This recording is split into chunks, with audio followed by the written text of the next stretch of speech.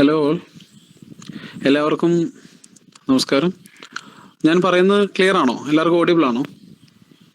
Just ഒന്ന് comment ചെയ്യാമോ?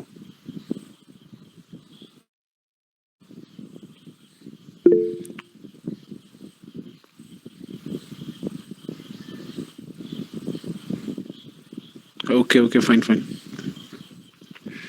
Okay, നമുക്ക് ഇന്നത്തെ ടോപ്പിക്കിലേക്ക് കിടക്കാം.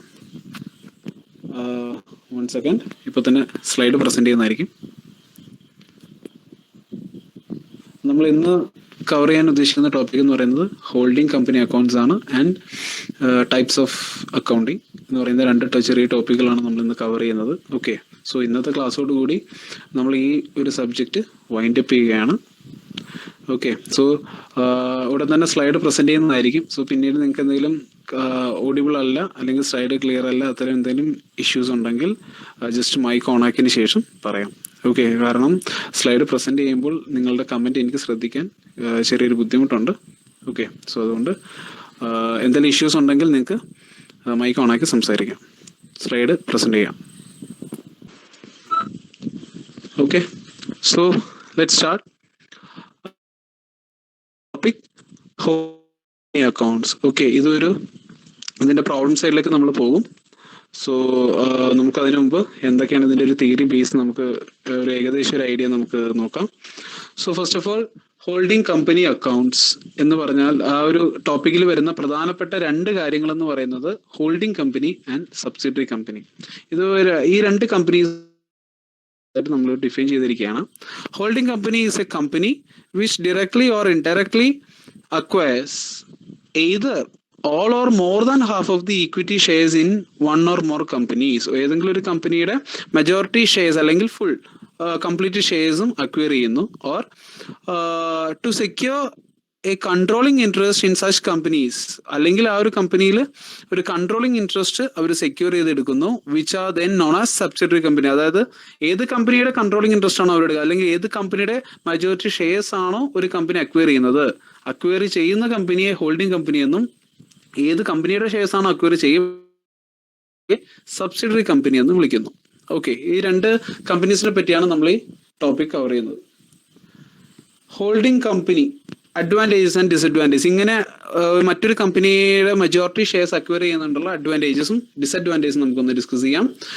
First one, advantages: separate identity for the subsidiary company. Subsidiary company holding company majority shares acquire ചെയ്തെങ്കിലും subsidiary കമ്പനിക്ക് സെപ്പറേറ്റ് ആയിട്ട് തന്നെ അവർക്ക് ഇൻഡിവിജ്വൽ ആയിട്ട് തന്നെ ഇൻഡിപെൻഡന്റ് ആയിട്ട് തന്നെ വർക്ക് ചെയ്യാവുന്നതാണ്. Then low investment, that means enjoy controlling interest. That is ഒരു കമ്പനിയുടെ കൺട്രോളിങ് ഇൻട്രസ്റ്റ് അക്വയർ ചെയ്യുമ്പോൾ അതിന് വേണ്ടി ഒരു മിനിമം ഇൻവെസ്റ്റ്മെന്റ് മാത്രമേ ഇവിടെ ഹോൾഡിംഗ് കമ്പനിക്ക് സ്പെൻഡ് ചെയ്യേണ്ടി വരുന്നുള്ളൂ. അതായത് മെജോറിറ്റി ഷെയർസ് അക്വയർ ചെയ്യുന്ന വഴി തന്നെ അതിൻ്റെ ഒരു ഓവറോൾ കൺട്രോളിംഗ് ഇൻട്രസ്റ്റ് ഹോൾഡിംഗ് കമ്പനിക്ക് ലഭിക്കുന്നു. Next one, financial position is known separately. രണ്ട് കമ്പനിയുടെ ഫിനാൻഷ്യൽ പൊസിഷൻ സെപ്പറേറ്റ് ആയിട്ട് നമുക്ക് മനസ്സിലാക്കാൻ സാധിക്കും. ദെൻ ഡിസഡ്വാൻറ്റേജിലേക്ക് വരാം. Manipulation of account. രണ്ട് കമ്പനികൾ തമ്മിലുള്ള അവരുടെ ഫിനാൻഷ്യൽ സ്റ്റേറ്റ്മെന്റ്സ് ഇതെല്ലാം കമ്പൈൻ കാണും. കമ്പൈൻ ചെയ്യുന്ന വഴി ഒരുപാട് മാനിപ്പുലേഷൻസ് സംഭവിക്കാൻ സാധ്യതയുണ്ട്.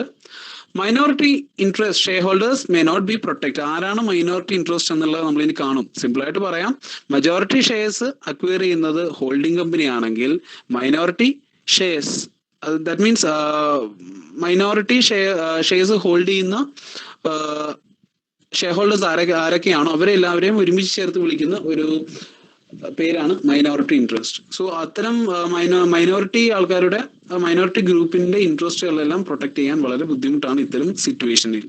Next one, share holders of the holding company may not be aware of the true financial position of subsidiary company. ഇവിടെ പറയുന്ന മറ്റൊരു സാധ്യത എന്ന് പറയുന്നത്, ശരിയാണ്, ഒരു കമ്പനിയുടെ ഷെയർസ് എല്ലാം അക്വയർ ചെയ്യുന്ന വഴി അവർ സബ്സിഡറി കമ്പനി ആകുന്നു, ഇവര് ഹോൾഡിംഗ് കമ്പനി ആകുന്നു, ഇതെല്ലാം ഓക്കെയാണ്. പക്ഷേ ഹോൾഡിംഗ് ഹോൾഡേഴ്സിന് നമ്മൾ അക്വയർ ചെയ്യുന്ന സബ്സിഡറി കമ്പനിയുടെ ഫിനാൻഷ്യൽ പൊസിഷൻ എല്ലാം കറക്റ്റ് ആയിട്ട് ഒരു ട്രൂ പിക്ചർ കിട്ടണമെന്ന് യാതൊരു നിർബന്ധവും ഇല്ല. ഓക്കെ, നേരത്തെ പറഞ്ഞ മാനിപ്പുലേഷൻ ഓഫ് അക്കൗണ്ട്സിന്റെ മറ്റൊരു വേർഷൻ മാത്രമാണ്. സോ ഇതൊക്കെയാണ് ഒരു ബേസിക് ആയിട്ടുള്ള advantages and disadvantages. Then consolidation of financial statement. Holding കമ്പനിയും സബ്സിഡറി കമ്പനി, അതായത് സബ്സിഡറി കമ്പനിയുടെ മജോറിറ്റി ഷെയർസ് അക്വയർ ചെയ്യുന്ന വഴി ഹോൾഡിംഗ് കമ്പനി രണ്ട് കമ്പനിയുടെയും ഫിനാൻഷ്യൽ സ്റ്റേറ്റ്മെന്റ്സ് കമ്പൈൻ ചെയ്യുന്നുണ്ട്. ഓക്കെ, അതിൽ മെയിൻ ആയിട്ട് പറയുന്ന മൂന്ന് കാര്യങ്ങളാണ്: consultation of P and L account, profit and loss account, and balance sheet and cash flow statement. Okay, നമ്മുടെ സിലബസ് പ്രകാരം ഇങ്ങനെ മൂന്ന് കാര്യങ്ങളുണ്ടെങ്കിൽ സിലബസ് പ്രകാരം നമുക്ക് പഠിക്കാനുള്ളത് കൺസോൾട്ടേഷൻ ഓഫ് ബാലൻസ് ഷീറ്റ് എന്നുള്ളതാണ്. ഓക്കെ, എങ്ങനെയാണിത് നമ്മളൊരു കൺസോൾട്ടേറ്റ് ബാലൻസ് ഷീറ്റ് പ്രിപ്പയർ ചെയ്യുക, അത് മാത്രമാണ് നമുക്ക് ഇതിനകത്ത് കവർ ചെയ്യുന്ന പ്രോബ്ലംസ് ആയിട്ട് പറയുന്നത്. ഓക്കെ, നമുക്കത് എങ്ങനെയാണെന്ന് നോക്കാം. കൺസോൾട്ടേഷൻ ഓഫ് ബാലൻസ് ഷീറ്റ്, ഇതായിരിക്കും ക്വസ്റ്റ്യൻ. ഈ ഒരു ഏരിയയിൽ നിന്ന് നമുക്ക് വരാൻ സാധ്യതയുള്ള ക്വസ്റ്റ്യൻ എന്ന് പറയുന്നത് preparation of കൺസോൾട്ടേറ്റഡ് balance sheet. Okay, then ഇത്തരം ഒരു ടോപ്പിക്കിൽ നമ്മൾ ചെയ്യുമ്പോൾ, ഒരു പ്രോബ്ലം കിട്ടി ആ പ്രോബ്ലം സോൾവ് ചെയ്യുമ്പോൾ നമ്മൾ മെജോറിറ്റി ഫോക്കസ് ചെയ്യേണ്ട, മേജർ ഫോക്കസ് നൽകേണ്ട ഒരു 4 പോയിന്റുകളാണ് ഇവിടെ ഡിസ്കസ് ചെയ്യുന്നത്. First one, share holdings. That means holding company holding കമ്പനിയുടെ കൈവശമുള്ള ഷെയർസ് എത്ര, അതായത് ഓവറോൾ ഷെയർസിന്റെ എത്ര പെർസെന്റേജ് ആണ് ഹോൾഡിംഗ് കമ്പനി ഹോൾഡ് ചെയ്യുന്നത്. Okay, then minority interest, that means minority group. Okay, ബാക്കിയുള്ള ഹോൾഡിംഗ് കമ്പനിയുടെ ശേഷം ബാക്കിയുള്ള എല്ലാ ഷെയർ ഹോൾഡിങ്സിനെ എല്ലാം കൂടെ ഒരുമിച്ച് നമുക്ക് മൈനോറിറ്റി ഇൻട്രസ്റ്റ് എന്ന് വിളിക്കാം. Okay, for example 2 lakh rupees ക്യാപിറ്റലുള്ള ഒരു 2 lakh rupees ഓവറോൾ ഒരു 60%, 1,20,000 റുപ്പീസിന്റെ ഷെയർസ് ഹോൾഡ് ചെയ്യുന്നത് ഒരു കമ്പനിയാണ്, ഒരു കമ്പനിയാണ്. ആ കമ്പനി നമ്മൾ എച്ച് ലിമിറ്റഡ് എന്ന് വിളിക്കുന്നു, ഒരു ഹോൾഡിംഗ് കമ്പനി ആണെങ്കിൽ ബാക്കിയുള്ള 8,000 എന്ന് പറയുന്നതാണ് 80,000 എന്ന് പറയുന്നതാണ് മൈനോറിറ്റി ഇൻട്രസ്റ്റ്. ഓക്കെ, അടുത്ത നമ്മൾ ശ്രദ്ധിക്കേണ്ട ഒരു പോയിന്റ് എന്ന് പറയുന്നത് ഡേറ്റ് ഓഫ് അക്വിസിഷൻ. ഓക്കെ, എന്നാണ്, അതായത് ഏത് ഡേറ്റിലാണ് നമ്മൾ സബ്സിഡറി കമ്പനിയുടെ ഷെയർസ് അക്വയർ ചെയ്യുന്നത്. ഓക്കെ, ഇത് വളരെ ഇമ്പോർട്ടൻ്റ് ആയിട്ടുള്ള കാര്യമാണ്. കാരണം ഈ ഡേറ്റിന് ശേഷമുള്ളതും ഡേറ്റിന് മുൻപുള്ള കുറച്ച് കാര്യങ്ങൾ നമ്മളിങ്ങനെ ഡിവൈഡ് ചെയ്യുന്നുണ്ട്. അത് എന്തൊക്കെയാണെന്ന് നമ്മൾ കാണും. Next one, Inter company owings. That means transaction between holding company and subsidiary company. ഇവർ തമ്മിൽ എന്തെങ്കിലും ഒരു ട്രാൻസാക്ഷൻ ഉണ്ടെങ്കിൽ അത്തരം ട്രാൻസാക്ഷൻസിന്റെ ഇഫക്റ്റ് അത് നമ്മൾ ന്യൂട്രലൈസ് ചെയ്യണം. The next one, revaluation of assets. സ്വാഭാവികമായിട്ടും ഒരു അസറ്റ്സിന്റെ, അതായത് സബ്സിഡറി കമ്പനിയുടെ അസറ്റ്സ് ഒരു റീവാല്യൂ ചെയ്യുന്ന ഒരു സിറ്റുവേഷൻ കൂടി നമ്മളോട് ഫേസ് ചെയ്യുന്നുണ്ട്. പോയിന്റുകളാണ് ഇതെല്ലാം. നെക്സ്റ്റ് ഒരു പോയിന്റ് ആണത്, cost of control or goodwill or capital reserve. Okay, ഇതിൽ cost of control or goodwill എന്ന് പറയുന്നത് സെയിം കാര്യങ്ങൾ തന്നെയാണ്. അതെന്താണെന്നുള്ള വേണം. Then capital reserve and just opposite word. അതെന്താന്ന് നമുക്ക് നോക്കാം. Goodwill or cost of control is equal to, ആ ഒരു ഈക്വേഷൻ നമുക്ക് എക്സ്പ്ലെയിൻ ചെയ്തുകൊണ്ട് സംസാരിക്കാം. Goodwill or cost of control is equal to amount paid for the share of subsidiary company exceeds proportion of net asset. അതായത് ഒരു കമ്പനിയെ acquire ചെയ്യുന്നു എന്നത് വഴി നമ്മൾക്ക് ലഭിക്കുന്ന കാര്യം എന്ന് പറയുന്നത് ഏത് കമ്പനി, അതായത് സബ്സിഡറി കമ്പനിയുടെ നെറ്റ് അസെറ്റിന്റെ ഒരു പോർഷനാണ്. ഓക്കെ, സോ സബ്സിഡറി കമ്പനിയുടെ net asset means asset minus liability.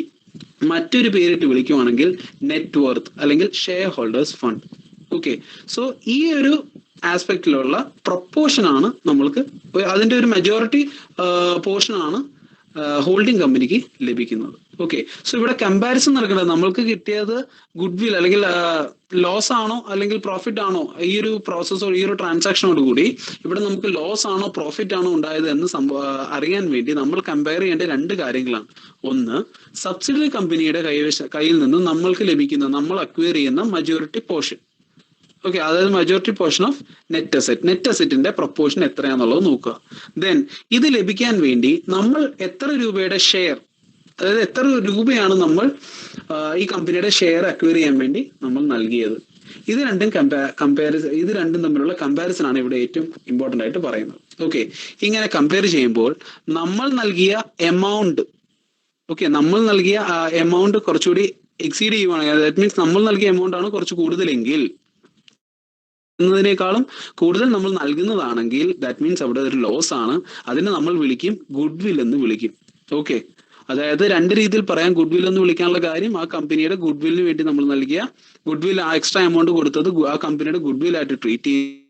Cost of control എന്ന് വിളിക്കുന്നത് ആ കമ്പനിയുടെ cost of control, that means ആ കമ്പനിയുടെ കൺട്രോളിംഗ് ഇൻട്രസ്റ്റ് അക്വയർ ചെയ്യാനായിട്ട് നമ്മൾ നൽകിയ അഡീഷണൽ എമൗണ്ട്, അതായിട്ടാണ് അതിനെ കാണുന്നത്. ഓക്കെ, ഇതിന് ജസ്റ്റ് ഓപ്പോസിറ്റ് ആണ് capital reserve. That means proportion of net assets, അതായത് നമ്മൾക്ക് കിട്ടുന്ന നെറ്റ് അസെറ്റിന്റെ പോർഷൻ എത്രയാണോ അതായിരിക്കും ഇവിടെ കൂടുതൽ.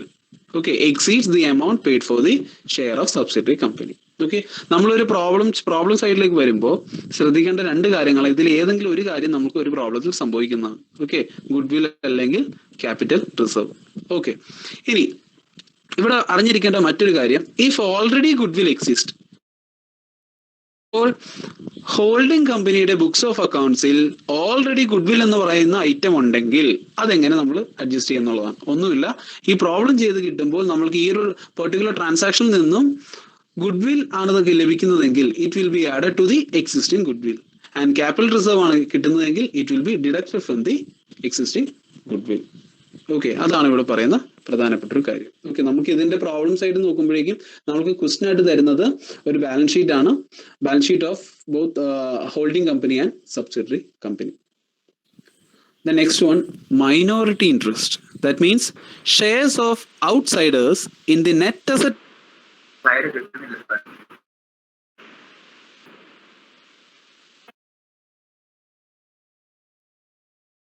of subsidiary company. Shares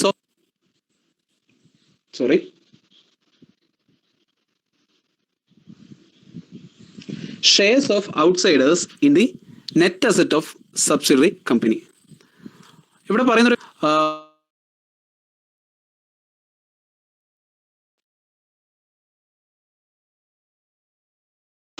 majority portion acquire ചെയ്യുന്നത്, just one second.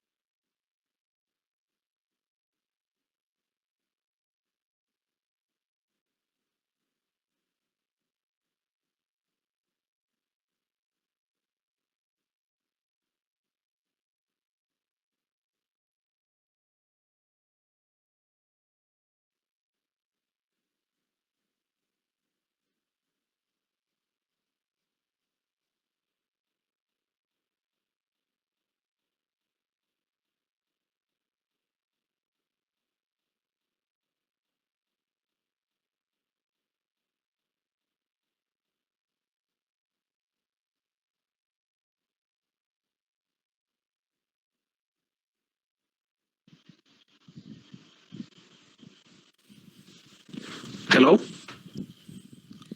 ഞാൻ പറയുന്ന ഓഡിബിൾ ആണോ? Hello, okay okay.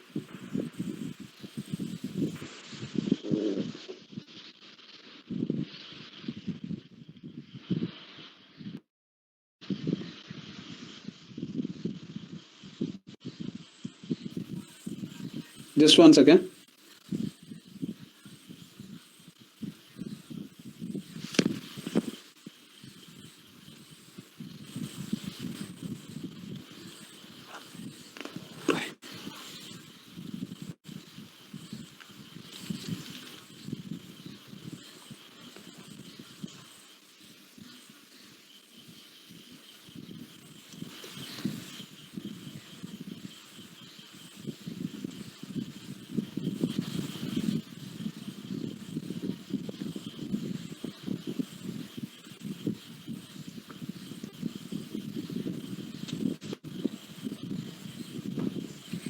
Sorry guys. Okay, നമുക്ക് വീണ്ടും കണ്ടിന്യൂ ചെയ്യാം. Capital and reserve profit. So ഇവിടെ പറയുന്നൊരു അടുത്തൊരു ക്ലാസിഫിക്കേഷൻ ആണ്. ഞാൻ നേരത്തെ പറഞ്ഞിരുന്നു, നമ്മൾ വളരെ ഒരു ഇമ്പോർട്ടൻസ് നൽകേണ്ട ഒരു കാര്യത്തിൽ, ഒരു ലിസ്റ്റ് 4 കാര്യത്തിൽ അതിന്റെ ഏറ്റവും ഡേറ്റ് ഓഫ് അക്യൂസിഷൻ എന്നാണ് ഒരു കമ്പനി, സബ്സിഡറി കമ്പനിയുടെ ഷെയർസ് എന്നാണ് ഹോൾഡിംഗ് കമ്പനി അക്വയർ ചെയ്യുന്നത് എന്നുള്ളത്, അത് വളരെ ഇമ്പോർട്ടൻ്റ് ആയിട്ടുള്ള ഒരു കാര്യമാണ്. Okay, profit earned by the before the date of acquisition is the capital profit. നമ്മൾ മനസ്സിലാക്കേണ്ട ഒരു കാര്യം, ഏത് ഡേറ്റിലാണോ അക്വയർ ചെയ്യുന്നത് ആ അക്വിസിഷൻ ഡേറ്റിന് മുമ്പുള്ള പ്രോഫിറ്റ് എല്ലാം ക്യാപിറ്റൽ പ്രോഫിറ്റ് ആയിട്ടാണ് നമ്മൾ കാണുന്നത്. Okay, then next one, the profit earned by the subsidiary company after the date of acquisition is the revenue profit. Okay, നമ്മൾക്ക് ഡേറ്റ് ഓഫ് അക്വിസിഷന് ശേഷം സബ്സിഡറി കമ്പനി ഏൺ ചെയ്യുന്നതെല്ലാം റവന്യൂ പ്രോഫിറ്റ് ആയിട്ടാണ് കാണിക്കുന്നത്. Okay, so ഇങ്ങനെ ഒരു കാര്യം എന്ന് പറയുന്നത് തന്നെ ക്യാപിറ്റൽ പ്രോഫിറ്റിന്റെ ഒരു ഭാഗം കമ്പനിക്ക് ഷെയർ, ഒരു ഭാഗം നമുക്ക് ഹോൾഡിംഗ് കമ്പനി കൂടി അവകാശപ്പെട്ടതാണ്. ഓക്കെ, സോ ആ ഒരു ഐറ്റം നമ്മൾ പ്രോബ്ലത്തിലേക്ക് വരുമ്പോൾ നമുക്ക് മനസ്സിലാവും. അതിനുവേണ്ടിയാണ് ഇങ്ങനെ ഒരു ക്ലാസിഫിക്കേഷൻ നൽകിയിരിക്കുന്നത്, capital profit and revenue profit. ഇതിന്റെ ബേസ് എന്ന് പറയുന്നത് ഡേറ്റ് ഓഫ് അക്വിസിഷൻ ആണ്. Okay, elimination of investment in the shares of subsidiary company. Okay, അതായത് ഹോൾഡിംഗ് കമ്പനിയുടെ ബുക്സ് ഓഫ് അക്കൗണ്ട്സിൽ അസറ്റ് സൈഡിൽ ഒരു ഐറ്റം ഒരു പക്ഷെ കണ്ടേക്കാം.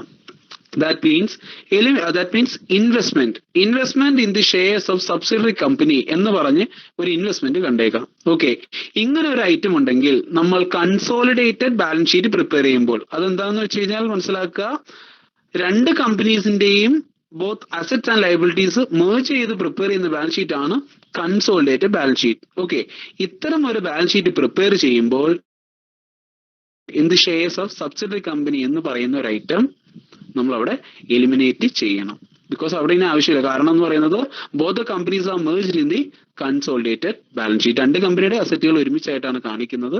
സോ ഇത്തരം അസറ്റിന് പിന്നീട് അവിടെ പ്രസക്തി ഉണ്ടാകുന്നില്ല. സോ ഇത്തരം ഐറ്റം നമ്മളവിടെ ക്യാൻസൽ ചെയ്ത് കാണിക്കുന്നു. ഓക്കെ, ഇതെല്ലാം പറയുന്നത് ഒരു കൺസോളിഡേറ്റഡ് ബാലൻസ് ഷീറ്റിന്റെ ഒരു പ്രോബ്ലം ചെയ്യുമ്പോൾ നമ്മൾ മനസ്സിലാക്കി പോകേണ്ട കുറച്ച് പോയിന്റുകളാണ് നമ്മളോട് ഡിസ്കസ് ചെയ്യുന്നത്. Next one, mutual owings. ഞാൻ നേരത്തെ പറഞ്ഞിരുന്നു, it means the transaction between holding company and subsidiary company. So ഇവർ തമ്മിലുള്ള കുറെ ട്രാൻസാക്ഷൻ ഉണ്ടാകാം, may be before the acquisition. So ഇതിൽ ട്രാൻസാക്ഷൻ ആയിട്ട് നമുക്ക് പ്രോബ്ലം സൈഡിലേക്ക് വരുമ്പോൾ മെയിൻ ആയിട്ട് വരുന്ന 2-3 ഐറ്റംസ് ആണ് ലോൺസ്.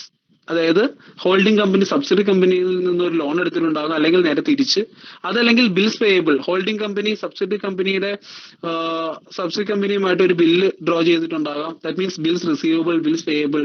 ഓക്കെ, അല്ലെങ്കിൽ sale of purchase of goods, അതും അല്ലെങ്കിൽ ഡിബഞ്ചേഴ്സ് അങ്ങോട്ടും ഇങ്ങോട്ടും ഇഷ്യൂ ചെയ്തിട്ടുണ്ടാകും, അല്ലെങ്കിൽ ഈ പറയുന്ന ഗുഡ്സ് അങ്ങോട്ടും ഇങ്ങോട്ടും പർച്ചേസ് ചെയ്തിട്ടുണ്ടാകും. സോ ഇതിൽ പ്രോബ്ലം സൈഡിലേക്ക് വരുമ്പോൾ കൂടുതലായിട്ടും കാണാൻ സാധ്യതയുള്ള 2 ഐറ്റംസ് ആണ് loans and bills payable. Okay, ഇത്തരം ഐറ്റംസ് എടുത്ത് നോക്കാൻ ഡെറ്റർ ക്രെഡിറ്റർ എന്ന പേരിലോ, അല്ലെങ്കിൽ ബിൽസ് പേയബിളിന്റെ കേസ് ആണെങ്കിൽ ബിൽസ് റിസീവബിൾ, ബിൽസ് പേയബിൾ എന്ന പേരിലോ രണ്ടുപേരുടെയും, ദാറ്റ് മീൻസ് ഹോൾഡിംഗ് കമ്പനിയുടെയും സബ്സിഡറി കമ്പനിയുടെയും ബുക്സ് ഓഫ് അക്കൗണ്ട്സിൽ കണ്ടേക്കാം. ഇത്തരം ഐറ്റംസ് വരുവാണെങ്കിൽ നമ്മൾ എന്ത് ചെയ്യണം? All these are eliminated in the consolidated balance sheet because ഈ രണ്ട് കമ്പനിയുടെയും അസറ്റ്സ് ആൻഡ് ലയബിലിറ്റീസ് മേർജ് ചെയ്താണ് കൺസോളിഡേറ്റഡ് ബാലൻസ് ഷീറ്റ് പ്രിപ്പയർ ചെയ്യുന്നത്. സോ ഇത്തരം മ്യൂച്വൽ ഓയിങ്സ് എന്ന് പറയുന്ന ഐറ്റംസിനൊന്നും പിന്നീട് പ്രസക്തി. ഓക്കെ, സോ ഇത്തരം ഐറ്റംസ് എന്തെങ്കിലും ഉണ്ടെങ്കിൽ അതെല്ലാം എലിമിനേറ്റ് ചെയ്യുക. Unrealised profit. ഓക്കെ, ഇനി അതിൽ പറയുന്ന മറ്റൊരു പ്രധാനപ്പെട്ട കാര്യമാണ് നമുക്ക് നോക്കാം. That means sale of goods to each other at a profit but the goods still remain unsold at the end of the year. നമുക്ക് എല്ലാവർക്കും അറിയാം, പ്രോബ്ലത്തിൽ ബ്രാഞ്ച് അക്കൗണ്ടിങ്, കൺസൈൻമെന്റ്, ഇത്തരം കാണാറുള്ള ഒരു ഐറ്റമാണ് അൺറിയലൈസ്ഡ് പ്രോഫിറ്റ് എന്ന് പറയുന്നത്. ദാറ്റ് മീൻസ് ഇവിടെ പറയുന്ന വളരെ എക്സാമ്പിൾസ് ആയതും പറയാം. ഹോൾഡിംഗ് കമ്പനി ഒരു 1 lakh rupees ഗുഡ്സ് സബ്സിഡറി കമ്പനിക്ക് നൽകുന്നു എന്ന് വിചാരിക്കുക. ഓക്കെ, സോ ഹോൾഡിംഗ് കമ്പനി കൊടുക്കുന്ന 1 lakh rupees ഗുഡ്സിൽ 20,000 rupees അതിന്റെ പ്രോഫിറ്റ് കൂടി ആഡ് ചെയ്തിട്ടാണ് അവർ നൽകിയിരിക്കുന്നത്. ദാറ്റ് മീൻസ് 80,000 rupees വാല്യൂ ഉള്ള ഗുഡ്സ് മാത്രമാണ് സബ്സിഡറി കമ്പനിക്ക് നൽകിയിരിക്കുന്നത്. 20,000 പ്രോഫിറ്റ് ആണ്.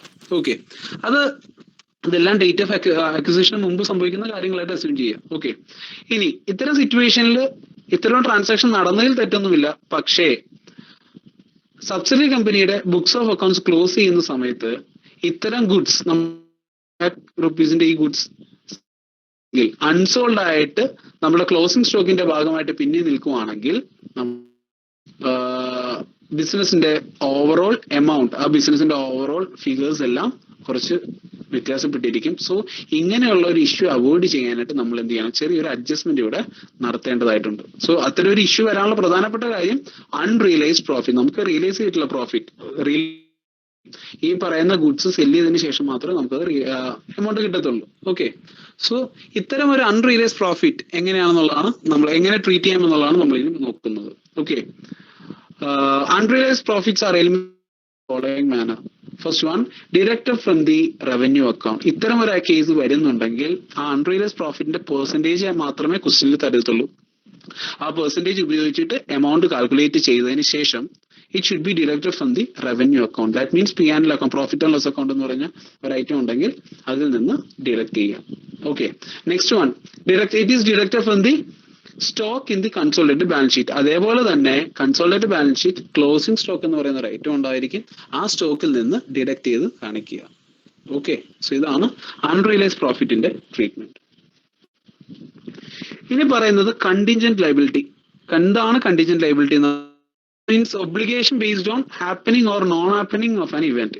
ഏതെങ്കിലും നേരത്തെ പറഞ്ഞ ഒരു ഇഷ്യൂ, ഒരു കാര്യം തന്നെ ആയിരിക്കാം, പക്ഷെ ഇത് ലയബിലിറ്റി ആയിട്ട് മാറുന്നത് it is based on happening or non happening of an event. ഏതെങ്കിലും ഒരു ഇവന്റ് അല്ലെങ്കിൽ നമ്മൾ നേരത്തെ മുൻകൂട്ടി പറഞ്ഞ ഏതെങ്കിലും ഒരു കാര്യം സംഭവിക്കുകയോ സംഭവിക്കാതിരിക്കുകയോ ചെയ്യുന്നതിനെ ബേസ് ചെയ്തിട്ടാണ് ഈ പറയുന്ന ഐറ്റം ലയബിലിറ്റി ആണോ അല്ലയോ എന്ന് നമ്മൾ ഡിസൈഡ് ചെയ്യുന്നത്. ഓക്കെ, ഇതിനെ നമുക്ക് രണ്ടായിട്ട് ഡിവൈഡ് ചെയ്യാം, external liability and internal liability. ഇത്തരം ഒരു കേസ് വരുവാണെങ്കിൽ ഇത്രയേ ഉള്ളൂ, സബ്സിഡറി കമ്പനിയും ഔട്ട്സൈഡേഴ്സും തമ്മിലുള്ള ഒരു ലയബിലിറ്റിയാണ്. ഓക്കെ, സോ ഇത്തരം അവർ തമ്മിലുള്ള ട്രാൻസാക്ഷന്റെ ബേസിൽ വന്ന ഒരു കണ്ടിൻജന്റ് ലയബിലിറ്റി ആണ്. ഇത്തരം ഐറ്റംസ് വരികയാണെങ്കിൽ വീണ്ടും കൺസോളിഡേറ്റഡ് ബാലൻസ് ഷീറ്റിന്റെ താഴെ, ബാലൻസ് ഷീറ്റിന്റെ പുറത്തായിട്ട് ഫുട് നോട്ട് ആയിട്ട് തന്നെയാണ് കാണിക്കുന്നത്. ഓക്കെ, അല്ലെങ്കിൽ ഒരു ബാലൻസ് ഷീറ്റിന്റെ ആണ് കണ്ടിൻജന്റ് ലയബിലിറ്റി കാണിക്കുന്നത്. ഇവിടെയും അതുപോലെ തന്നെ. ഇനി internal liability, that means liability between holding company and subsidiary company. Okay, ഇത് പ്രോബ്ലത്തിൽ വരുവാണെങ്കിൽ വ്യക്തമായിട്ട് പറഞ്ഞിട്ടുണ്ടാവും ആരുടെ ലയബിലിറ്റി ആണ് എന്നുള്ളത് വ്യക്തമായിട്ട് തന്നിട്ടുണ്ടാവും. അങ്ങനെയാണെങ്കിൽ it will be shown in the liability side of the consolidated balance sheet. കാരണം ഇവർ രണ്ടുപേരും തമ്മിലുള്ള ട്രാൻസാക്ഷൻ ആയതുകൊണ്ട് ഇത് പിന്നീട് ലയബിലിറ്റി ആണ്. ഓക്കെ, സോ ലയബിലിറ്റി ആയതുകൊണ്ട് ഇത് കൺസോളിഡേറ്റഡ് ബാലൻസ് ഷീറ്റ്. ഇത് ആരുടെ ലയബിലിറ്റി ആണ് എന്നതിന് ഇവിടെ പ്രസക്തിയില്ല, കാരണം കൺസോളിഡേറ്റഡ് ബാലൻസ് ഷീറ്റിൽ ഡീറ്റെയിൽസ് ഉണ്ട്. സോ അത് ലയബിലിറ്റി സൈഡിൽ കാണിക്കും. നമ്മൾ പറഞ്ഞ നാലാമത്തെ point, revaluation of assets and liabilities. ഇവിടെ എന്തെങ്കിലും രീതിയിൽ ഒരു റീവാലുവേഷൻ നടക്കുവാണെങ്കിൽ, ഓക്കെ, അത്തരം profit or loss on such revaluation is ഈ ക്യാപിറ്റൽ പ്രോഫിറ്റ്. അറിയാം, അസറ്റിന്റെ അല്ലെങ്കിൽ ലയബിലിറ്റീസിന്റെ റീവാലുവേഷൻ എന്ന് പറയുന്നത് ക്യാപിറ്റൽ പ്രോഫിറ്റ് ആണ്. ഈ പറയുന്ന പ്രോഫിറ്റ് അല്ലെങ്കിൽ ലോസിന്റെ profit revaluation of assets and liabilities എന്ന് പറയുന്ന ഈ ഒരു ഐറ്റത്തിന് ഓഫ് കോഴ്സ് ഹോൾഡിംഗ് കമ്പനിക്ക് paid by holding company and minority interest. Minority ഗ്രൂപ്പിനും ഇതിലൊരു ഹോൾഡിങ്സ് ഉണ്ട്. ഓക്കെ, ഇത് നമ്മൾ ഇതിനു മുമ്പ് ഇതുവരെ പറഞ്ഞിട്ട് ഞാൻ പറയാം, re adjustments for depreciation on increase or decrease in the value of asset should be made in the P&L account of subsidiary company. ഇവിടെ പറയുന്ന പ്രധാനപ്പെട്ട ഒരു കാര്യം എന്താണെന്ന് പറഞ്ഞാൽ, ഒരു പക്ഷേ അസറ്റിന്റെ വാല്യൂ കൂടുതലോ കുറവോ ആയിരിക്കാം. ഓക്കെ, നമ്മൾ റെക്കോർഡ് ചെയ്യാം, അതാണല്ലോ റീവാലുവേഷൻ ചെയ്യുമ്പോൾ കറക്റ്റ് ആയിട്ട് കിട്ടുന്നത്. ഓക്കെ, സോ അസറ്റിന്റെ വാല്യൂ കൂടുതലായിട്ടാണ് ഓൾറെഡി റെക്കോർഡ് ചെയ്യുന്നത്. ഓക്കെ, അങ്ങനെ ദെൻ അസറ്റിന്റെ വാല്യൂ കുറവായിട്ടാണ് നമുക്ക് മനസ്സിലായത്. ഇതിൽ ഏതെങ്കിലും ക്വസ്റ്റ്യനിൽ ഈ അസറ്റുമായിട്ട് ബന്ധപ്പെട്ട് ഡിപ്രിസിയേഷൻ എന്ന് പറയുന്ന ഒരു ഐറ്റം മെൻഷൻ ചെയ്തിട്ടുണ്ടെങ്കിൽ അതെങ്ങനെ ട്രീറ്റ് ചെയ്യും എന്നുള്ളതാണ് ഈ പോയിന്റ് പറയുന്നത്. കാര്യം വളരെ സിമ്പിൾ ആണ്, കാരണം ഓൾറെഡി അസറ്റിന്റെ വാല്യൂ കൂടുതലായിട്ടാണ് എഴുതിയിരിക്കുന്നത്. ദാറ്റ് മീൻസ് ഇതിനെ ബേസ് ചെയ്തിട്ടായിരിക്കും ഡിപ്രിസിയേഷനും കാൽക്കുലേറ്റ് ചെയ്തിരിക്കുന്നത്, അല്ലെ? അപ്പൊ ഡിപ്രിസിയേഷന്റെ വാല്യൂ കൂടുതലായിരിക്കും. ഓൾറെഡി കുറച്ചിരിക്കുന്ന ഡിപ്രിസിയേഷൻ ഒരു ാലും കൂടുതലായിരിക്കും.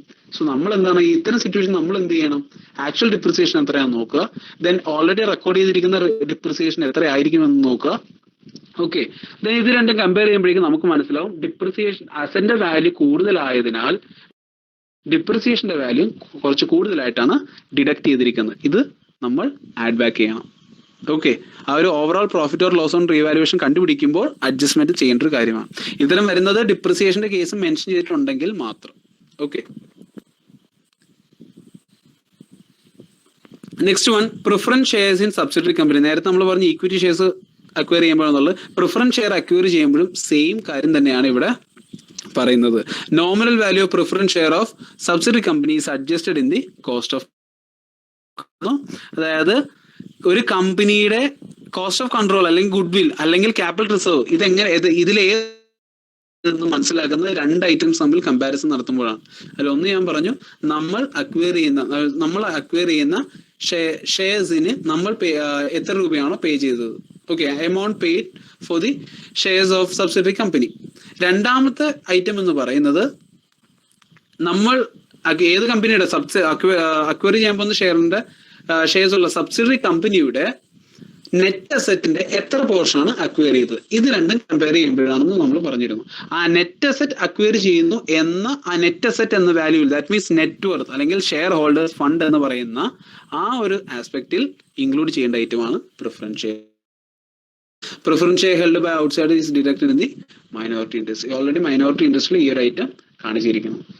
Okay, then issue of bonus shares by the subsidiary company. ഇനി ഇതിൽ വരുന്ന ഒരു റെയർ ആയിട്ട് കാണിക്കുന്ന ഒരു അഡ്ജസ്റ്റ്മെന്റ് ആണ് issue of bonus shares.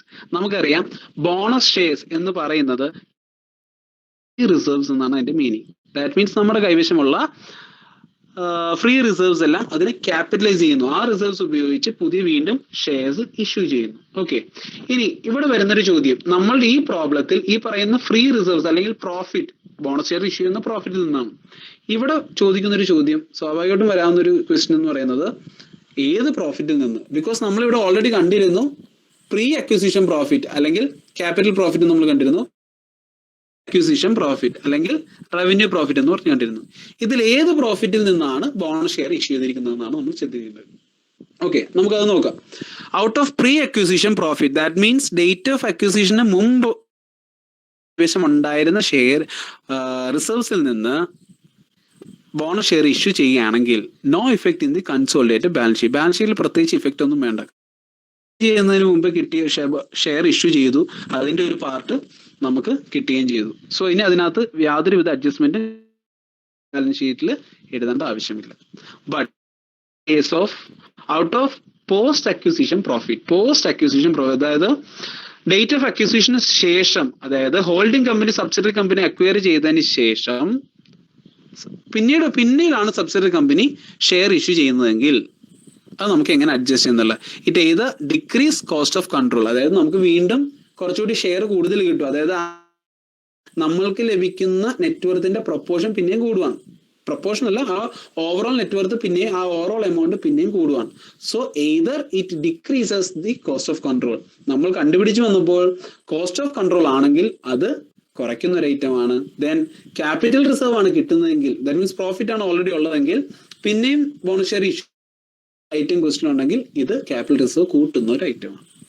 Okay, ഇത്രയും കാര്യങ്ങളാണ് ഇഷ്യൂ ഓഫ് ബോണസ് ഷെയർസിനകത്ത് പഠിക്കുന്നത്. Next one, treatment of dividend paid by subsidiary company or propose dividend എന്നൊരു ഐറ്റം ക്വസ്റ്റ്യനിൽ തന്നിട്ടുണ്ടെങ്കിൽ നമ്മൾ എഴുതേണ്ടത് പ്രീ അക്വിസിഷൻ, നേരത്തെ പറഞ്ഞ പോലെ തന്നെ അക്വിസിഷൻ ഡേറ്റിന് മുന്നുള്ള പ്രോഫിറ്റിൽ നിന്നാണ് ഡിവിഡൻഡ് പേ ചെയ്തിരിക്കുന്നതെങ്കിൽ it is credited to the investment account.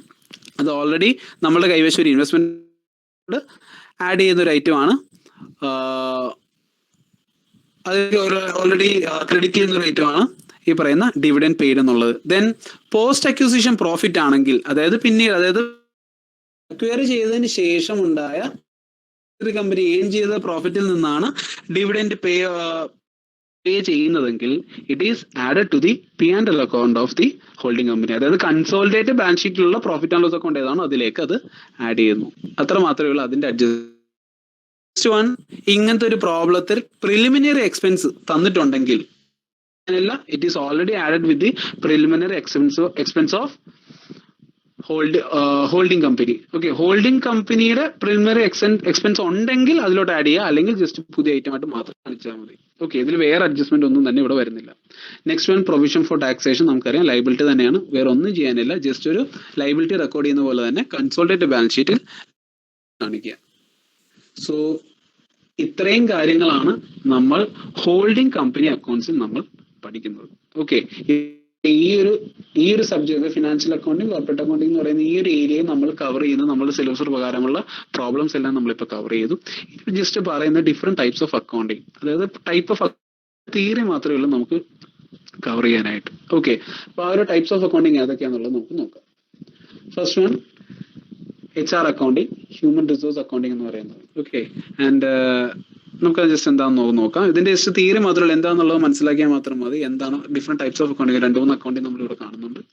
HRA is a process of identifying and measuring data about human resources and communication to interested parties. Okay, നമ്മള് എല്ലാവർക്കും അറിയാവുന്നൊരു ഹ്യൂമൻ ബീങ്സ്, നമ്മുടെ എംപ്ലോയീസ് എന്ന് പറയുന്നത്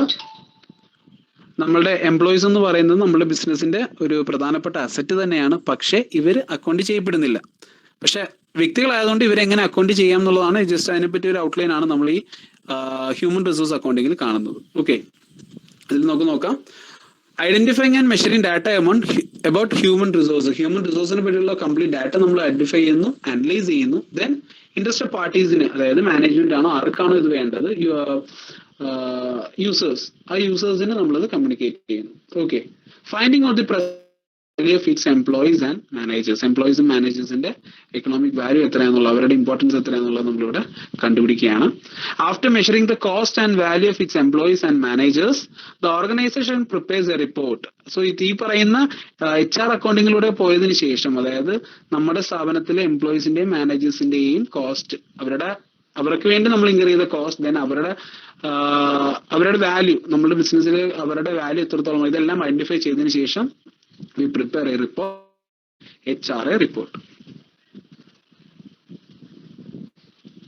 Basic premises of HR. ഇതിൽ 3 കാര്യങ്ങളാണ് നമുക്ക് പറയാനുള്ളത്. അതിൽ first one information, second one value, third one usefulness. Okay, people are valuable resource of an organisation. അതായത് ആ വാല്യൂബിൾ റിസോഴ്സസ് എന്ന് പറയുന്ന ആ വാല്യൂ, ഓക്കെ, അതായത് ബിസിനസ്സിന് എത്രത്തോളം ഇമ്പോർട്ടന്റ് ആണ് ഒരു വ്യക്തി എന്നുള്ളതാണ് നമ്മൾ അവിടെ കാണുന്ന മറ്റൊരു ഫസ്റ്റ് ഒരു കാര്യം. Then usefulness of man power is determined by the way it is manage. Then ഇവിടെ എത്ര നന്നായിട്ട് നമ്മളുടെ ഹ്യൂമൻ റിസോഴ്സിനെ നന്നായിട്ട് മാനേജ് ചെയ്തു എന്നതിനെ ബേസ് ചെയ്തിരിക്കും ഈ പറഞ്ഞ യൂസ്ഫുൾനെസ്. അവർ എത്രത്തോളം നന്നായിട്ട് നമ്മൾ മാനേജ് ചെയ്തു, എത്രത്തോളം അവരിൽ നിന്ന് നമുക്ക് ഔട്ട്പുട്ട് കിട്ടി എന്നതിനൊക്കെ ബേസ് ചെയ്തിട്ടാണ് ഈ പറയുന്ന യൂസ്ഫുൾനെസ് എന്നുള്ള ആസ്പെക്ട്. Then information, അതൊരു ഫസ്റ്റ് ഐറ്റം ആണ്. Information of investment and value of human resources is useful for decision making. So നമുക്കൊരു സിമ്പിൾ ആയിട്ട് പറയുകയാണെങ്കിൽ, ഒരു വ്യക്തിയെ, ഒരു മാനേജർ അല്ലെങ്കിൽ ഒരു എംപ്ലോയിയെ അപ്പോയിന്റ് ചെയ്യുന്നത് വഴി നമുക്കുണ്ടായ ഒരു കോസ്റ്റ്, മേ ബി ട്രെയിനിങ് കൊടുക്കുന്നതായിരിക്കും, അല്ലെങ്കിൽ വെൽഫെയർ ആക്ടിവിറ്റീസ്, എന്തെങ്കിലും അത്തരം വരുന്ന കോസ്റ്റുകളും കാര്യങ്ങളും അത് എത്രയാണെന്നും ആ ഹ്യൂമൻ ബീയിൽ നിന്ന് നമുക്ക് ലഭിക്കുന്ന വാല്യൂ, നമ്മുടെ ബിസിനസ് ലഭിക്കുന്ന വാല്യൂ എത്രയാണെന്നും തമ്മിലുള്ള കമ്പാരിസൺ ആണ് ഈ അക്കൗണ്ടിങ്ങിൽ നമ്മൾ ചെയ്യുന്നത്. Objectives, then monitoring of HR by management, ഏറ്റവും നന്നായിട്ട് മോണിറ്റർ ചെയ്യാൻ സാധിക്കുന്നു. Assessing depreciation, appreciation of HR, ഇവരുടെ കുറയുന്നുണ്ടോ, ഓക്കെ, എത്രത്തോളം ഇമ്പോർട്ടന്റ് ആണ് എന്നുള്ള കാര്യങ്ങളൊക്കെ ഇവിടെ അസസ് ചെയ്യുന്നു. ബെറ്റർ HR പ്ലാനിങ് എഫക്റ്റീവ്, നന്നായിട്ട് പ്ലാനിങ്ങിന് വേണ്ടി നന്നായിട്ട് ആണ് ഈ ഒരു അക്കൗണ്ടിങ്. എഫക്റ്റീവ് യൂട്ടിലൈസേഷൻ ഓഫ് HR, നമ്മൾ നേരത്തെ പറഞ്ഞു എങ്ങനെ നമ്മൾ HR-നെ മാനേജ് ചെയ്യുന്നു എന്നുള്ളതിന് ബേസ് ചെയ്തിരിക്കും ആ usefulness. Increasing managerial awareness of the value of HR. Okay, ഇതൊക്കെ ജസ്റ്റ് മനസ്സിലാക്കാവുന്ന ജസ്റ്റ് സിമ്പിൾ ആയിട്ടുള്ള കാര്യങ്ങൾ മാത്രമേ ഉള്ളൂ. അതിന്റെ അഡ്വാൻറ്റേജസും ഡിസഡ്വാൻറ്റേജസും ഓൾറെഡി റിപ്പീറ്റഡ് ആയിട്ട് പറയുന്ന കാര്യങ്ങൾ തന്നെയാണ്. Information for man power planning, then personnel policies, utilisation of HR, proper placement നടത്താം, മോറൽ ആൻഡ് മോട്ടിവേഷൻ, നമ്മൾ നേരത്തെ പറഞ്ഞ ആ ഒരു വാല്യൂ, എഫക്റ്റീവ്നെസ്, അതൊക്കെ എത്രത്തോളം അത് അറിഞ്ഞതിന് ശേഷം മാത്രമായിരിക്കും ഇത്തരം കാര്യങ്ങളിലേക്ക് നമുക്ക് കൂടുതൽ ശ്രദ്ധ കൊടുക്കാൻ സാധിക്കുന്നത്. Okay, then attract best HR, designing, training and development programmes എല്ലാം ഇതെല്ലാം മനസ്സിലാക്കിയതിന് ശേഷമായിരിക്കും ചെയ്യുന്നത്. Valuable information to the investors. Then disadvantages നമുക്ക് നോക്കാം. No specific and clear cut guide lines for cost and value. നമുക്ക് മനസ്സിലാക്കാം, ഒരു വ്യക്തിയെ അല്ലെങ്കിൽ നമ്മുടെ ഓവറോൾ ഹ്യൂമൻ റിസോഴ്സ് നോക്കുവാണെങ്കിൽ അതിനുവേണ്ടി നമ്മൾക്ക് ഇൻകർ ചെയ്യേണ്ടി വന്ന കോസ്റ്റ്, ദെൻ അവരിൽ നിന്ന് നമുക്ക് കിട്ടുന്ന ബെനിഫിറ്റ് വാല്യൂ ചെയ്യാനായിട്ടൊരു സ്പെസിഫിക് റൂളോ ഗൈഡ് ലൈൻസോ ഒന്നും തന്നെ ഇല്ല. ഓക്കെ, എല്ലാ കമ്പനിയും അവരുടെ ഫണ്ടും ഓവറോൾ മാനേജ്മെന്റും കാര്യങ്ങളും നോക്കിയിട്ടാണ് അവരുടേതായ രീതിയിലാണ് അത് വാല്യൂ ചെയ്യുന്നത്. Tax laws do not recognise HR as an asset. So tax law പ്രകാരം നോക്കി ഇതൊരു അസെറ്റ് ആണെന്ന് നമുക്ക് കൺസിഡർ ചെയ്യില്ല. No universally accepted method, already mention ചെയ്തു. HR never can be own, retain and utilise like physical asset. Physical assets പോലെ നമുക്കിത് utilise ചെയ്യാനോ ഓൺ ചെയ്യാനോ റീറ്റെയിൻ ചെയ്യാനോ ബുദ്ധിമുട്ടാണ്. ഓക്കെ, കോസ്റ്റ് ഓഫ് HR ഇപ്പൊ നമ്മൾ നേരത്തെ പറഞ്ഞു പല ടൈപ്പ് കോസ്റ്റ് ഇതിൽ ഇൻക്വയറി ചെയ്യുന്നുണ്ടെന്നുള്ളത്. ആ ഒരു പല ടൈപ്പ് കോസ്റ്റിനകത്ത് മെയിൻ ആയിട്ട് പറയുന്ന ഒരു 3 കോസ്റ്റ് ആണ്. Acquisition cost, that means cost for recruitment, selection and placement. അതിനൊക്കെ നമുക്ക് ഒരു കോസ്റ്റ് ഇൻക്വയറി ചെയ്യുന്നുണ്ട്. ദെൻ അവർക്ക് വേണ്ട നല്ല ട്രെയിനിങ് ആൻഡ് ഡെവലപ്മെന്റ്, അതുമായിട്ട് ബന്ധപ്പെട്ട ആക്ടിവിറ്റീസുമായിട്ട് ബന്ധപ്പെട്ട കോസ്റ്റ് വരുന്നുണ്ട്. ദെൻ വെൽഫെയർ കോസ്റ്റ്, അവർക്ക് നമ്മൾ പിന്നീട് അവരുടെ കുറച്ചുകൂടി സാറ്റിസ്ഫാക്ഷൻ കിട്ടാനായിട്ട് അവർക്ക് നല്ല ബെനിഫിറ്റ്സുകളും കാര്യങ്ങളുണ്ട്, അവരുടെ വെൽഫെയർ മെഷേഴ്സ് എല്ലാം നോക്കുന്നു. സോ അതിനു വേണ്ടിയും ഒരു കോസ്റ്റ് ഇൻക്വയറി ചെയ്യുന്നുണ്ട്. ഇതെല്ലാം നമ്മൾ നേരത്തെ പറഞ്ഞ കോസ്റ്റ് എന്ന ആസ്പെക്റ്റിൽ പെടുന്നു. ദെൻ ഈ പറഞ്ഞ കോസ്റ്റുകൾ, ദെൻ ആ ഹ്യൂമൻ റിസോഴ്സിന്റെ വാല്യൂ, ഇത് തമ്മിലുള്ള കമ്പാരിസൺ ആണ് ഈ അക്കൗണ്ടിങ് നടക്കുന്നത്. നെക്സ്റ്റ് വൺ, എൻവയൺമെന്റൽ അക്കൗണ്ടിങ്. ആ വേർഡ് മീനിങ് തന്നെ എല്ലാം ഉണ്ട്.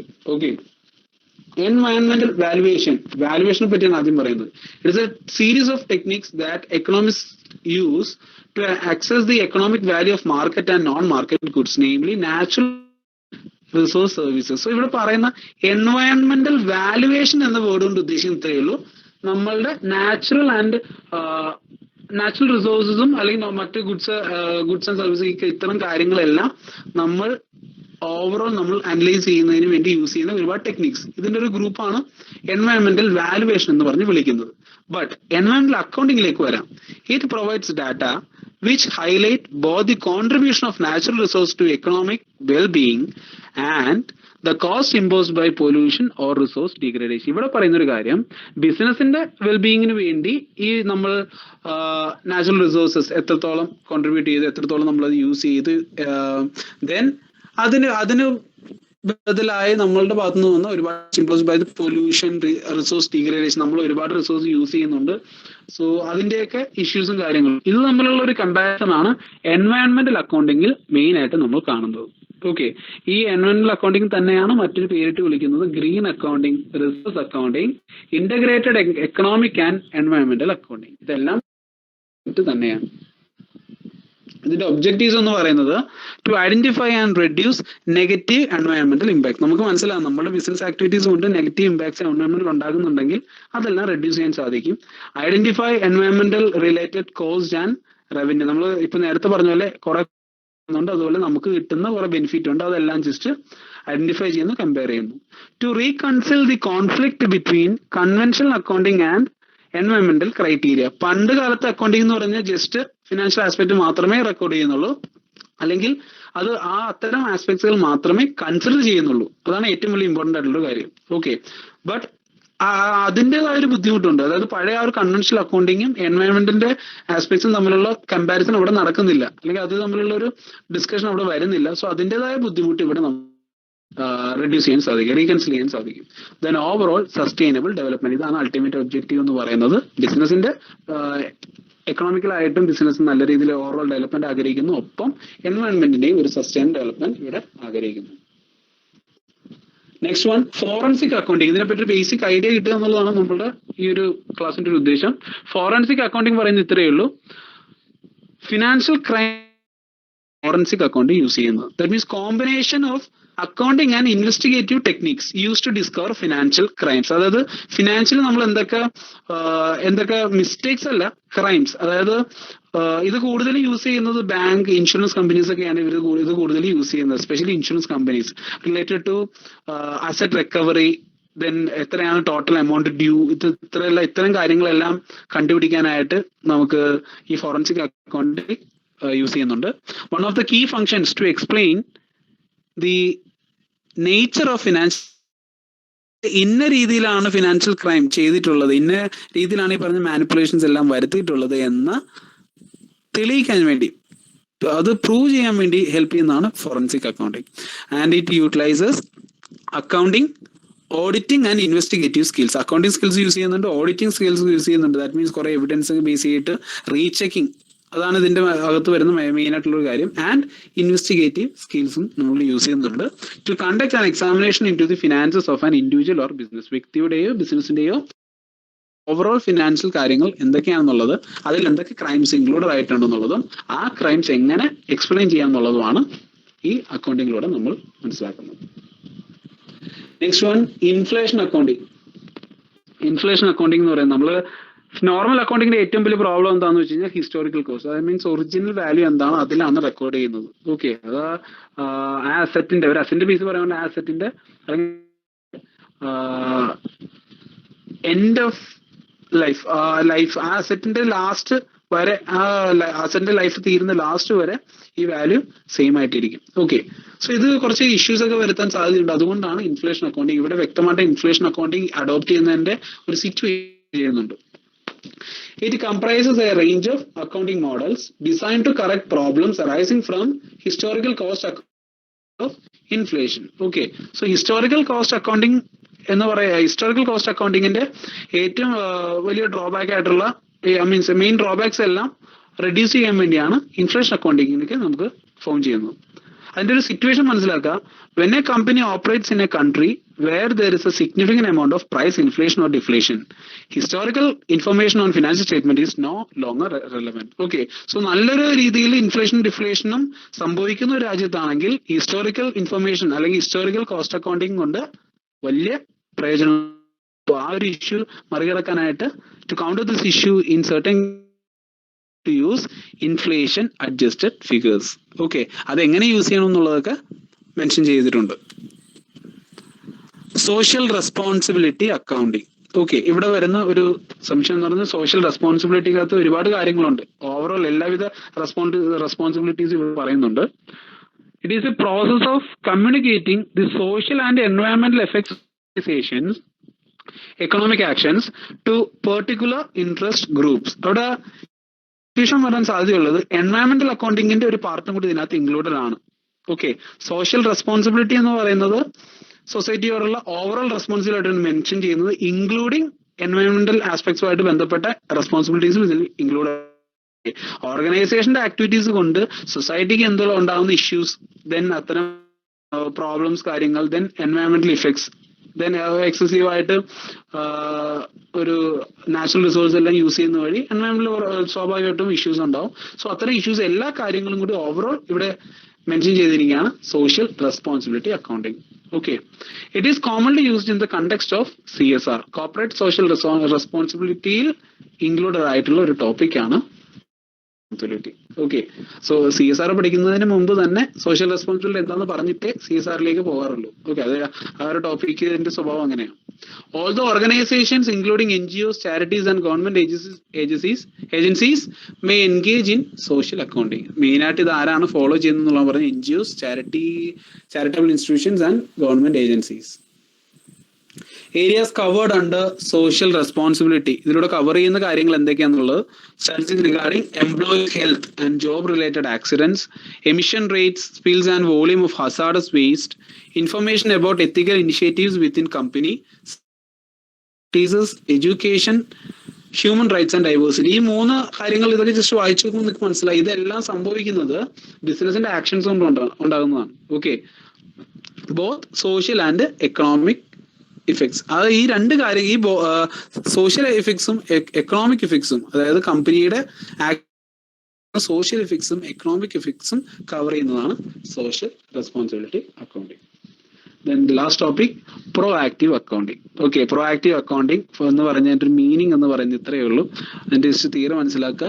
Proactive accounting allows you to manage your business finances effectively, make the right decision and maximize your profit. നമ്മളുടെ അൺനെസസറി എക്സ്പെൻസുകൾ അല്ലെങ്കിൽ എവിടെയാണ് മണി നമുക്ക് നഷ്ടപ്പെടുന്നത്, ഇത്തരം ലീക്ക് ചെയ്യപ്പെടുന്നത്, ഇത്തരം കാര്യങ്ങൾ ഐഡന്റിഫൈ ചെയ്തുകൊണ്ട് ഫിനാൻഷ്യൽ ആസ്പെക്ട്സിൽ നമുക്ക് കുറച്ചുകൂടി നല്ല right decision at the right time എന്ന പ്രിൻസിപ്പിൾ ഫോളോ ചെയ്യാനായിട്ട് ഹെൽപ്പ് ചെയ്യുന്ന ഒരു പ്രോസസ്സാണ് പ്രൊആക്റ്റീവ് അക്കൗണ്ടിങ്. ഇതിനു വേണ്ടി ഒരുപാട് ടെക്നിക്സ് യൂസ് ചെയ്യുന്നുണ്ട്.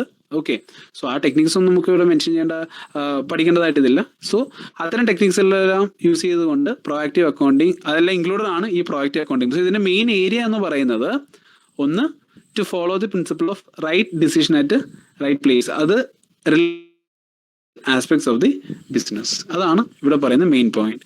It allows you to identify where money is leaking out of your business. Okay, so നമ്മുടെ ബിസിനസ്സിലെ എവിടെയാണ് നമുക്ക് പ്രോബ്ലംസ് വരുന്നതെന്നുള്ളത് കണ്ടുപിടിക്കാൻ വേണ്ടി യൂസ് ചെയ്യുന്ന കുറച്ച് ടെക്നിക്സുകളും കാര്യങ്ങളുമാണ് പ്രൊആക്റ്റീവ് അക്കൗണ്ടിങ്.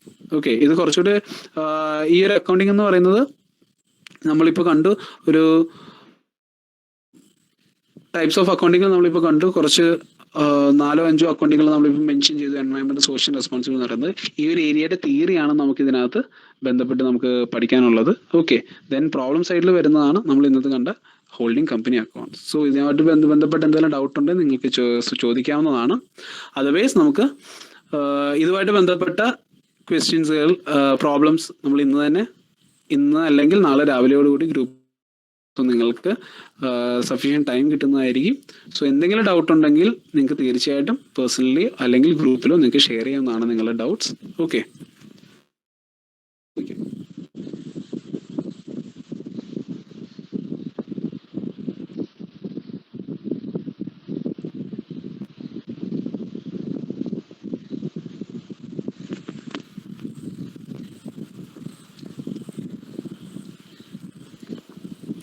എല്ലാവർക്കും ടോപ്പിക്ക് ക്ലിയർ ആണെന്ന് ഞാൻ വിശ്വസിക്കുന്നു. ഇതുമായിട്ട് ബന്ധപ്പെട്ട് നമ്മൾ കുറച്ച് പ്രോബ്ലംസ് ഇനി ചെയ്യുന്നുണ്ട്. സോ നമ്മൾ ഈ സ്ലൈഡ് നമ്മൾ എന്തായാലും ഷെയർ ചെയ്യുന്നതായിരിക്കും. സോ ഇതിൽ നമ്മൾ പ്രധാനമായിട്ട് ആ പ്രോബ്ലം സൈഡിലേക്ക് നോക്കുമ്പോൾ പ്രധാനമായിട്ടും ശ്രദ്ധിക്കേണ്ട ആ ഒരു 4 പോയിന്റ് ഉണ്ട്. Especially date of acquisition, holdings എത്രയാണെന്നുള്ളത്, ദെൻ റീവാലുവേഷൻ, മ്യൂച്വൽ ഓയിങ്സ് എന്ന് പറയുന്നത്. സോ ഈ 4 ഐറ്റംസും പ്രത്യേകം ശ്രദ്ധിക്കുക.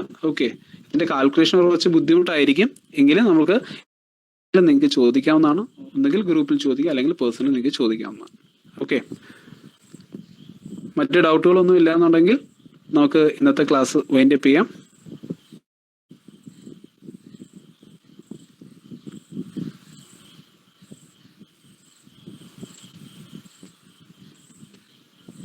നോ, നിങ്ങൾക്ക് ഡിഫറെന്റ് ടൈപ്സ് ഓഫ് അക്കൗണ്ട്സിൽ പ്രാക്ടിക്കൽ പ്രോബ്ലംസ് ഒന്നും വരില്ല. അതിന്റെ തിയറി മാത്രമേ ഉള്ളൂ നിങ്ങൾക്ക് കവർ ചെയ്യാനായിട്ട്.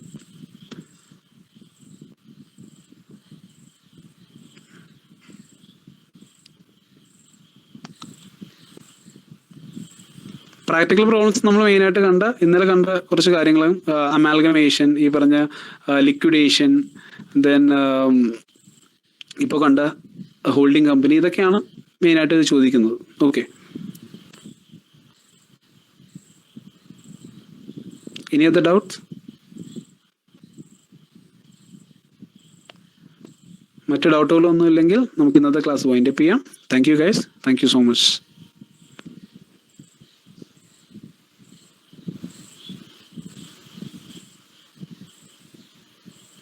Thank you.